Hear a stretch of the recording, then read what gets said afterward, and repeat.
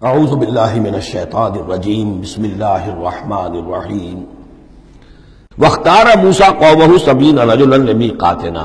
اب ایک تو سزا دے دی گئی، ایک تو پرج ہو گئی، اور یہودی جو ہیں جنہوں نے کہ آخری وقت تک اس کے اوپر قائم رہے انہیں قتل کر دیا گیا۔ اب اس کے بعد ایک اجتماعی توبہ کے لیے حضرت موسیٰ علیہ السلام نے اپنی قوم کے 70 سرکردہ افراد کو لیا، واختارا چن لیا۔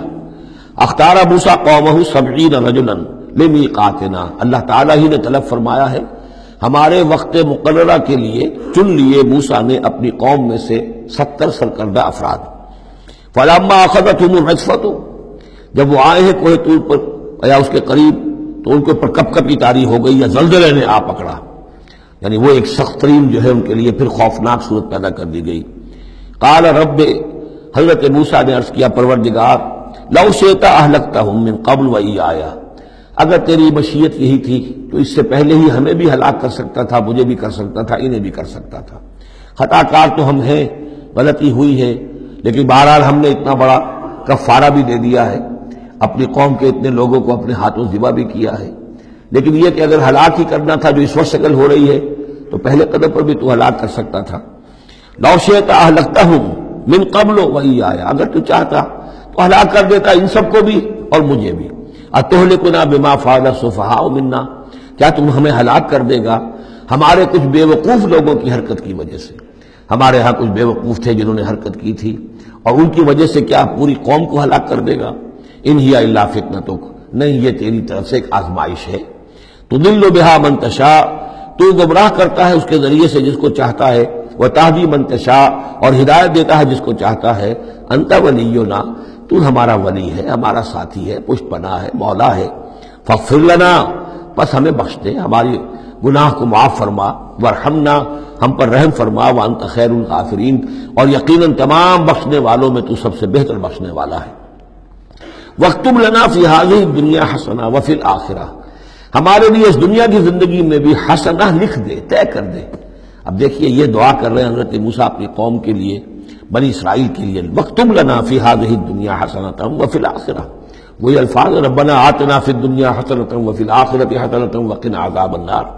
تو لکھ دے، طے کر دے کہ ہمارے لیے دنیا میں بھی حسنہ ہو، آخرت میں بھی۔ انا ہدنا الیک، ہم تیری جناب میں توبہ کرتے ہیں، رجوع کرتے ہیں، جو خطا ہو گئی ہے اس کا اعتراف کرتے ہوئے معافی چاہتے ہیں۔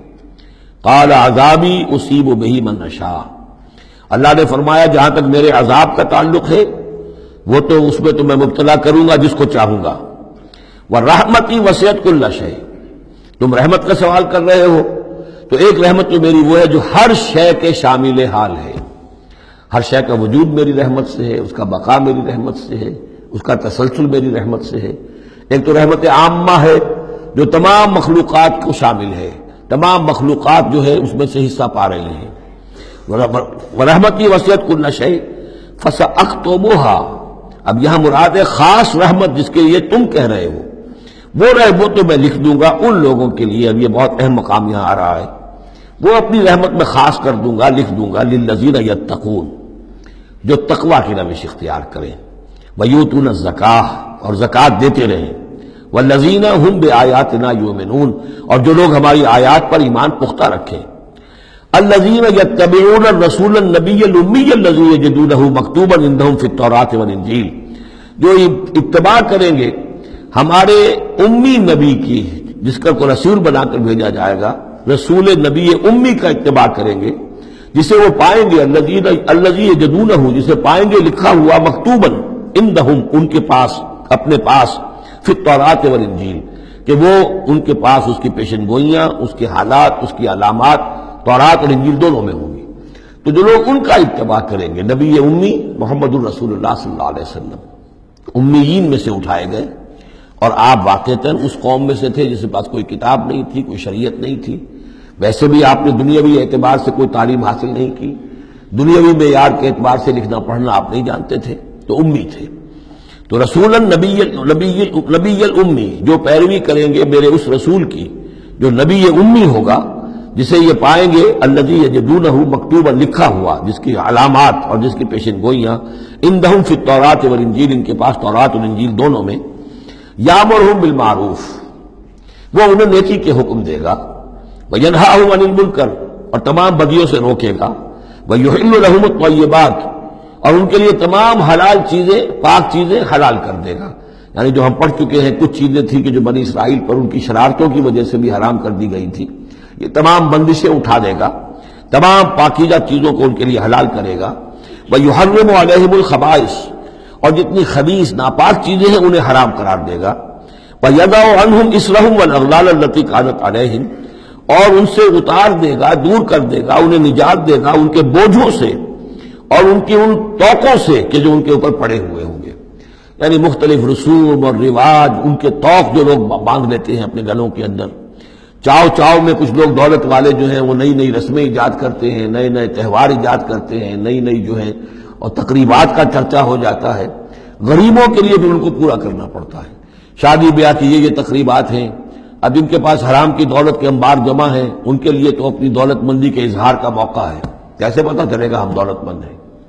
اسی طریقے سے جیسے کہ ہندوؤں کے ہاں بنیے کی دولت یا لگتی تھی مکان پر یا بیاہ شادی پر، باقی کھانا پینا ان کے ہاں نہیں تھا، نہ اچھا پہننا، نہ اچھا کھانا، نہ اچھا پینا. لیکن مکان بنائیں گے تو عالیشان، اور دوسرے یہ کہ شادی کریں گے تو پھر ٹھاٹ کے ساتھ. یہی ہمارے ہاں بھی معاملے چلے آ رہے ہیں. وہ ہندوانہ پس منظر ہے اور اس میں رسومات ہیں.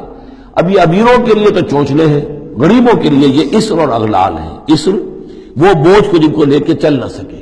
نتیجہ کیا نکلتا ہے؟ بچیاں بیٹھی ہوئی ہیں، ہاتھ پیلے نہیں ہو سکتے، شادی نہیں ہو سکتی، نہ نومن تیل ہو، نہ رادہ ناچے، نہ سارے تقاضے پورے ہوں، نہ شادی ہو سکے.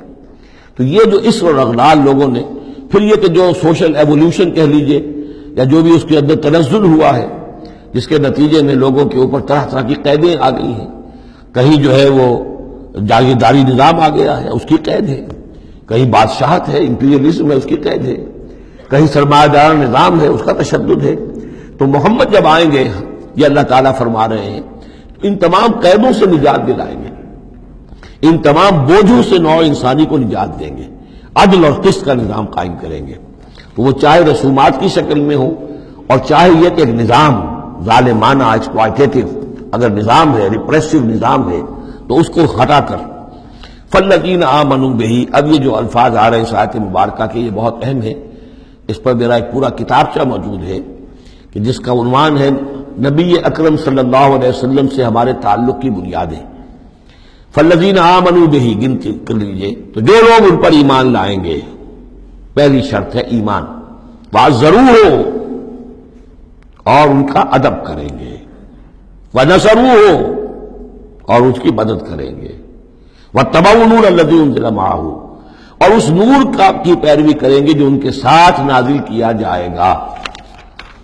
اولئک هم المفلحون یہی لوگ ہوں گے فلاح پانے والے. اللہم ربنا اجعلنا منہم. اب یہاں تھوڑی سی وضاحت کر لیجئے. فالذین آمنوا بہ وہ لوگ جو اس پر ایمان لائیں گے. ایمان کے دو تقاضے سمجھ لیجئے. ایک تقاضا اطاعت، لا یؤمن احدکم حتی یکون ہواہ طبعا لما جئت بہ. تم میں سے کسی شخص کا مجھ پر ایمان نہیں ہے جب تک کہ اس کی خواہش نفس تابع نہ ہو جائے اس کے جو میں لے کر آیا ہوں، جو احکام میں لے کر آیا ہوں.